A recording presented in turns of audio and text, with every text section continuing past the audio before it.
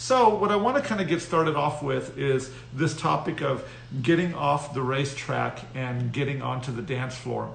And what does this have to do with dog training? So here it is, okay? A lot of us, when we begin to train our dogs, are really thinking about getting from point A to point B.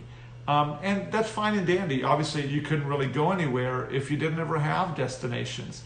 But I'm going to tell you that if you're struggling, if it's you that's struggling with your dog on your walk, okay, then this mentality is actually going to work against you a little bit. If you're thinking like, hey, how do I get around the block? How do I get down the street? And really what I want you to do is you begin to prepare yourself to go for these leash walks with your dog, and you want that nice slack leash and that attentive dog that's looking up at you.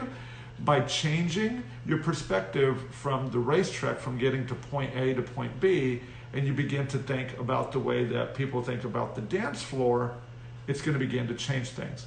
Let me get a little particular here. So on the dance floor, what is it that happens?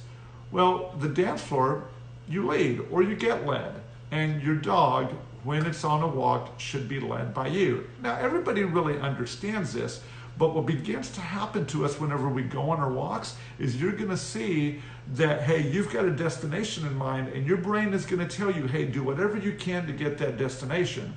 And the next thing that happens is your dog is pulling in front of you. So you're like, no, I have to lead. And then you pull the dog back, and it lasts for a moment, and then your dog is right back to the end of the leash again. But if you think about what happens on the dance floor, you're kind of in a contained area, and you have to stay inside that area, and you have to navigate it. So here's one little quick tip that may actually help you with your walk. I want you to actually completely slack your leash when you're walking with it. I'd like for you to put it in your left hand, but your right hand is fine. And then I want you to keep your arm by your side. If you have a training collar, like a pinch collar, this may actually help you too. So as you begin to move with your dog, if your dog takes the lead, instead of trying to get to that destination you've been thinking about, that's the whole racetrack mentality, turn around and go to the other end of the dance floor immediately. And you should do it quickly. And as you do this, the leash and the training collar will help your dog know that there is a boundary there. But as soon as your dog follows your lead again, guess what's going to happen to that leash? It's going to go nice and slack for your dog. And if you're not aware, a slack leash, a leash that goes from tight to slack, is a learning cue for your dog. Your dog's brain is going to look at that and say, oh, whatever led up to that moment, okay, is something that maybe I shouldn't be doing. I need to change my attention.